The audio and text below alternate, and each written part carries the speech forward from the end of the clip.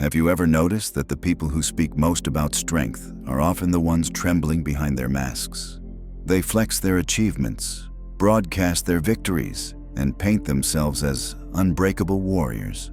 But what if I told you that true strength, the kind that actually transforms lives, comes from the one place most people are terrified to look? What if the very thing you've been taught to hide is actually your greatest source of power? Friedrich Nietzsche understood something that the world still struggles to accept. He saw that our culture has built an entire mythology around invulnerability. We worship the untouchable, the unshaken, the ones who never bend. But here's what no one tells you. This obsession with appearing strong is actually making us weak. It's turning us into actors in our own lives, performing strength while our souls atrophy in the darkness. This isn't going to be another motivational speech about pushing through pain or grinding your way to success. This is about something far more dangerous and far more real. This is about the courage to be human in a world that demands you be superhuman. Because what Nietzsche discovered through his own devastating journey into madness and back is that vulnerability isn't the enemy of strength, it's the birthplace of it. Right now, as you're listening to this, you probably have wounds you've never shown anyone. Fears that keep you awake at night, moments of doubt that make you question everything you thought you knew about yourself. And society tells you to bury these things, to smile through the pain, to never let them see you sweat. But what if that's exactly backwards? What if those hidden fractures are where your real power is waiting to be born? Nietzsche didn't write his philosophy from a place of comfort. He wrote it while suffering from crushing migraines, social isolation, and the gradual descent into mental collapse. Yet from that darkness came some of the most powerful insights about human potential ever recorded. He understood that our greatest enemy isn't external opposition. It's our own refusal to face what's broken inside us. This video will disturb you, not because it's harsh, but because it's true. And truth has a way of cutting through the comfortable lies we tell ourselves. You see, most people spend their entire lives building walls around their vulnerabilities, thinking they're creating fortresses. But what they're actually creating are prisons. And the key to escape isn't more armor. It's the willingness to remove what's already there. Nietzsche called this process becoming who you are. But to become who you truly are, you first have to stop being who you think you should be. You have to let the false self die. And that death, that shattering of illusions, that's where real strength begins. Not in the absence of weakness, but in the honest acknowledgement of it. So if you're ready to discover why your vulnerabilities might be your greatest assets, why your struggles could be your secret weapons, and why the very things you're ashamed of might be the keys to your transformation, then stay with me. Because what Nietzsche understood about the relationship between strength and vulnerability will change how you see everything, including yourself. The world has taught us to fear our own humanity, to see tears as failure, doubt as weakness, and struggle as something to be hidden at all costs. But what if this is the greatest lie ever told? What if the path to real strength runs directly through the valley of our deepest vulnerabilities? Nietzsche lived this truth in the most brutal way imaginable. While other philosophers wrote from comfortable chairs in quiet libraries, he was wrestling with demons that would eventually consume him. Chronic illness ravaged his body. Loneliness ate at his soul. His mind, brilliant as it was, carried him toward an abyss that he could see approaching but couldn't escape. And yet, it was precisely from this place of profound vulnerability that his most powerful insights emerged. He wrote, "What does not kill me makes me stronger." But here's what most people miss. This wasn't some triumphant declaration of invincibility. It was the desperate wisdom of a man who had been broken and was trying to find meaning in the pieces. He wasn't celebrating strength despite vulnerability. He was discovering strength through vulnerability. Think about the strongest people you know. Not the ones who post motivational quotes on social media or flex their success stories.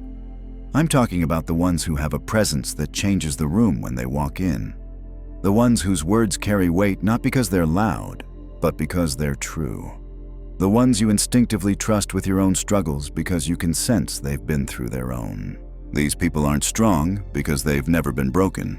They're strong because they've been broken and chose to rebuild themselves with honesty instead of pretense. They've learned to carry their scars not as badges of shame, but as evidence of survival. They understand something that the perpetually positive crowd never will. That real power comes from integration, not perfection.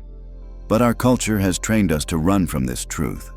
We've been conditioned to believe that vulnerability is weakness, that showing our wounds makes us targets, that admitting struggle is admitting defeat. Social media amplifies this lie by showing us endless highlight reels while hiding the human struggles behind them. We see success without seeing the failures that created it. We see confidence without seeing the doubt it conquered. We see strength without seeing the vulnerability it grew from. Nietzsche saw through this charade. He understood that what we call strength is often just elaborate performance art. The businessman who works 18-hour days to prove his worth. The athlete who pushes through injury to maintain their image. The parent who never admits they're struggling because they think it makes them a failure. These aren't examples of strength. They're examples of people so terrified of their own humanity that they've forgotten how to live authentically. The irony is that this performance of strength actually makes us weaker. When we refuse to acknowledge our limitations, we can't work with them intelligently. When we deny our fears, they control us from the shadows. When we hide our pain, it festers and grows. The very act of pretending to be invulnerable creates the conditions for our own destruction. Nietzsche called this the herd mentality, the tendency to follow social expectations rather than face the difficult work of self-discovery. The herd says, be positive, stay strong, don't let them see you sweat. But the herd also lives in quiet desperation, medicating their pain with distractions and wondering why they feel so empty despite following all the rules.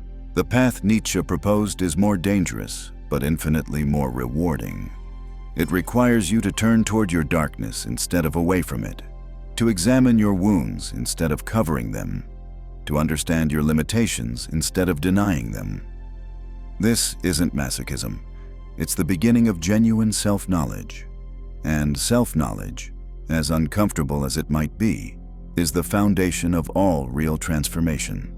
But here's where it gets interesting. When you stop running from your vulnerabilities and start investigating them, something unexpected happens. You discover that many of your so-called weaknesses are actually misplaced strengths. That sensitivity you've always been ashamed of? It might be the source of your empathy and creativity. That anxiety you've been trying to suppress? It might be your intuition trying to protect you from real dangers. That tendency toward melancholy you've been fighting? It might be your soul's way of processing the depth and complexity of existence. Nietzsche understood that the goal isn't to eliminate these aspects of ourselves, but to transform our relationship with them. To move from being controlled by our vulnerabilities to being empowered by our understanding of them. This is what he meant by amor fati, love of fate. Not passive acceptance of whatever happens, but active engagement with all aspects of your experience, including the parts that hurt. This transformation doesn't happen overnight. It's not a simple shift in perspective or a moment of enlightenment. It's a gradual process of learning to dance with your own complexity, to find strength in your sensitivity, to discover power in your pain. And it requires something that our quick-fix culture has forgotten how to do: patience with the process of becoming. The strongest people aren't those who never fall. They're those who fall and get back up, who break and learn to heal, who face their darkness and find light within it. They understand that vulnerability isn't the opposite of strength. It's the raw material from which real strength is forged. But what does this actually look like in practice? How do you move from understanding this intellectually to living it authentically? Because the gap between knowing that vulnerability can be strength and actually embracing your own wounds is vast. It's one thing to nod along with these ideas. It's another to sit with your own shame, your own fear, your own brokenness, and find power there. Nietzsche knew this gap intimately. He didn't just philosophize about transformation. He lived it in the most excruciating way possible. His letters reveal a man who was simultaneously creating revolutionary ideas and fighting suicidal despair. He would write about the will to power while barely having the power to get out of bed. He proclaimed the death of God while desperately seeking meaning in a universe that seemed indifferent to his suffering. This isn't contradiction, it's integration. The very tension between his soaring insights and his crushing limitations created the friction necessary for genuine wisdom. He wasn't writing from a place of having figured it all out. He was writing from the battlefield of his own becoming. And that's precisely why his words carry such weight. They don't come from the mountaintop of achievement. They come from the valley of struggle. Most people avoid this valley at all costs. They want the wisdom without the wounds, the strength without the suffering, the transformation without the terror. They seek shortcuts to enlightenment, quick fixes for deep problems, overnight solutions to lifelong patterns. But Nietzsche understood that there are no shortcuts through the human condition. The only way out is through, and through means facing what you've been avoiding. This is why surface-level positivity fails so spectacularly. When you try to paste optimism over unresolved pain, you create internal warfare. Part of you is trying to be positive while another part is screaming in agony. The result isn't strength, it's exhaustion. You're fighting yourself instead of understanding yourself, rejecting parts of your experience instead of integrating them. Nietzsche called this the eternal return, the idea that you would have to live your life exactly as it is, with all its pain and beauty, over and over again for eternity. Could you say yes to that? Not just to the good parts, but to all of it. To your failures as well as your successes. To your moments of weakness as well as your moments of strength. To your confusion as well as your clarity. This isn't about becoming a masochist who enjoys suffering. It's about developing the kind of profound acceptance that allows you to extract meaning from every experience, even the ones that nearly destroy you. It's about understanding that your scars tell a story, not just of what wounded, and in you, but of what you survived that survival. In that persistence through pain lies a kind of strength that no external achievement can match. But here's what's truly revolutionary about Nietzsche's insight. When you stop trying to be invulnerable, you become genuinely powerful. When you admit your fears, they lose their hold over you. When you acknowledge your limitations, you can work within them intelligently. When you embrace your humanity, you stop wasting energy trying to be superhuman. Think about it. How much of your mental energy goes toward maintaining an image? How much effort do you spend trying to appear stronger, smarter, more together than you actually feel? What could you accomplish if all that energy was redirected toward actual growth instead of performance?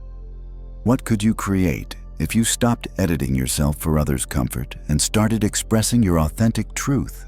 This is where vulnerability becomes a superpower, not because it makes you weak, but because it makes you real. And in a world full of facades and performances, authenticity is magnetic. People are drawn to those who have the courage to be human because it gives them permission to be human too. Your willingness to show your struggles doesn't diminish you. It elevates everyone around you. Nietzsche experienced this firsthand in his relationships. The few deep friendships he maintained were with people who could handle his complexity, who didn't need him to be anything other than what he was. These relationships sustained him through his darkest periods because they were built on truth rather than pretense. They proved that you don't have to be perfect to be worthy of love. You just have to be honest. But this kind of authentic relationship with yourself and others requires what Nietzsche called courage for the truth. It means being willing to see yourself clearly, without the filters of wishful thinking or social conditioning. It means facing the parts of your personality you'd rather ignore, the patterns you'd rather deny, the wounds you'd rather pretend don't exist. This courage isn't about being fearless. It's about being afraid and moving forward anyway. It's about trembling as you remove the masks you've worn for so long that you've forgotten what your real face looks like. It's about the terrifying and exhilarating process of discovering who you actually are, beneath all the layers of who you think you should be. And here's what Nietzsche discovered in that process. The person underneath all those layers is far more interesting, far more capable, and far more powerful than the persona you've been maintaining. The real you isn't the sanitized version you present to the world. It's the complex, contradictory, beautifully flawed human being who contains multitudes. It's the person who can hold joy and sorrow simultaneously, who can be strong and vulnerable in the same breath, who can face the abyss and find meaning there. This isn't about becoming someone new. It's about uncovering who you've always been beneath the conditioning, beneath the expectations, beneath the fear. It's about archaeological work on your own soul, excavating the parts of yourself that got buried under years of trying to fit in, trying to be good, trying to be safe. But excavation is messy work. You'll uncover things you'd rather not see, remember things you'd rather forget, feel things you've been numbing for years. This is why most people stop before they reach the treasure. They hit their first layer of uncomfortable truth and decide they'd rather live with familiar misery than unfamiliar authenticity. Nietzsche pushed through these layers because he understood that the alternative, living a lie, was far worse than confronting difficult truths. He'd rather be authentically tormented than peacefully fake. He'd rather struggle with reality than rest in illusion. And in that choice, in that commitment to truth over comfort, he found a kind of strength that no external circumstances could touch. This is the paradox at the heart of Nietzsche's philosophy. By embracing your weakness, you become strong. By accepting your limitations, you transcend them. By facing your darkness, you find your light. Not by eliminating the difficult parts of yourself, but by integrating them into a more complete and honest understanding of who you are. But what happens when you actually begin this process? When you stop performing strength and start cultivating it from the inside out?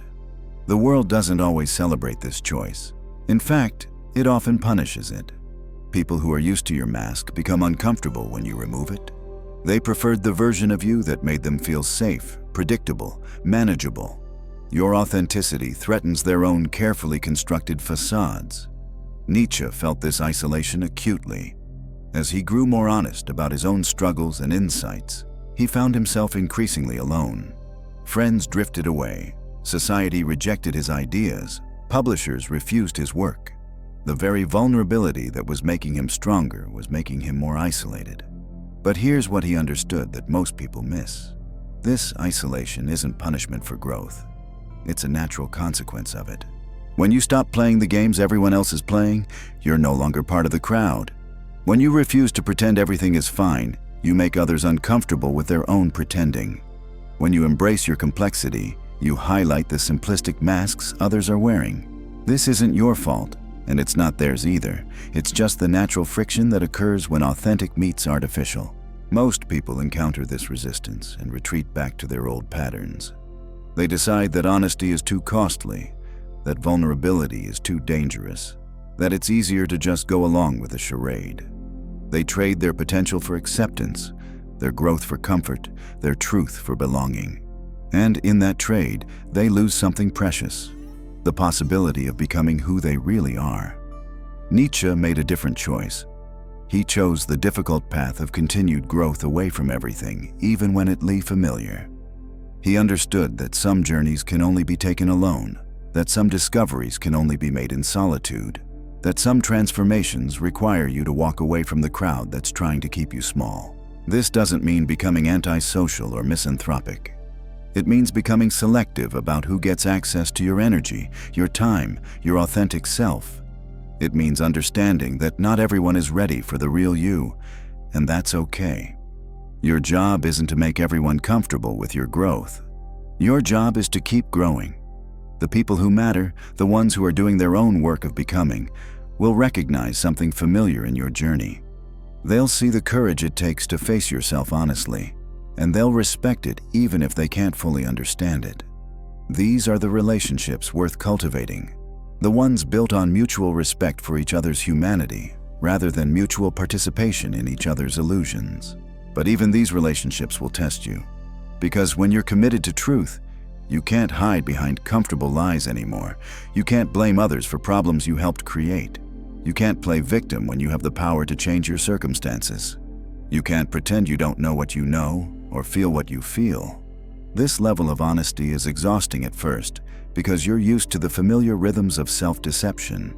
Nietzsche called this the revaluation of all values, the process of examining every belief, every assumption, every inherited idea to see if it actually serves your authentic development or just keeps you trapped in someone else's vision of who you should be.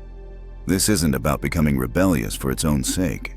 It's about becoming responsible for your own life in the deepest possible way. Most people live according to values they never chose, pursuing goals they never wanted, playing roles they never auditioned for. They follow scripts written by parents, teachers, society, culture, never stopping to ask whether these scripts actually fit their unique nature and circumstances.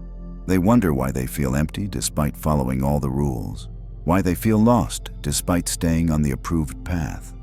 The work of becoming yourself requires you to question everything, not from a place of cynicism or nihilism, but from a place of genuine curiosity about what actually matters to you. What brings you alive? What makes you feel most like yourself? What would you do if you weren't afraid of judgment? What would you create if you weren't worried about failure? What would you become if you stopped trying to be what others expected? These questions are terrifying because they have no universal answers. No one can tell you what your authentic life should look like because no one else has lived in your skin, faced your specific challenges, or possessed your particular combination of gifts and limitations. You have to figure it out for yourself, through trial and error, through experimentation and reflection, through the slow and often painful process of elimination. So here's the truth that Nietzsche discovered in his darkest moments, and that you can discover in yours.